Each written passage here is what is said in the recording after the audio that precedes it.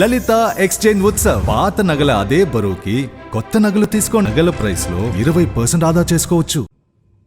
ముద్రగడ పద్మనాభం గారు వైఎస్ఆర్సీపీ పార్టీలో చేరుతున్నారని 100 కథనాలు.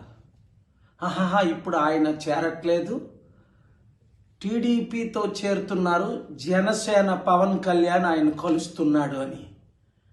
ఇంత టైం వేస్ట్ చేయడం దేనికి? ముద్రగడ పద్మనాభం గారు ఏమైనా ఒక స్ట్రీట్ పొలిటీషియనా? ఆయన ఒక ముఖ్యమంత్రి అభ్యర్థి.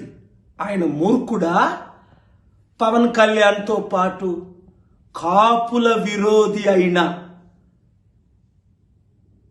వంగవీటి రంగాను చంపించిన వారి పార్టీలో చేరటానికి అలాంటి ప్యాకేజ్ స్టారే అయి ఉంటే ముద్రగడ పద్మనాభం గారు ఎప్పుడో ఆయన ముఖ్యమంత్రి అయిపోను. ఆయన కాపులకు నేత.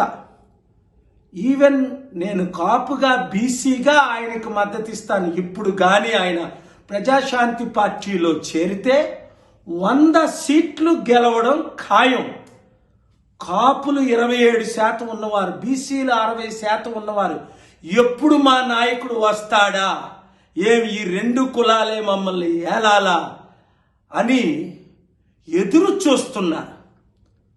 కనుక ముద్రగడ పద్మనాభం గారు మీరే డైరెక్ట్గా మాట్లాడి, నేను టీడీపీలో చేరట్లేదు, ప్యాకేజ్ స్టార్ పవన్ కళ్యాణ్ జనసేన పార్టీలో నేను చేరితే ఆయన కాపులందరినీ మరలా తెలుగుదేశం పార్టీలో చేరితే ఇంకా కాపులకేముంది?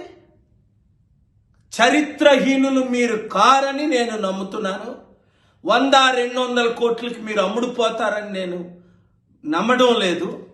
రండి, కలిసి పనిచేద్దాం, బీసీలకు కాపులకు రాజ్యాధికారం తీసుకొద్దాం. ఈ వీడియో అందరికీ షేర్ చేయండి.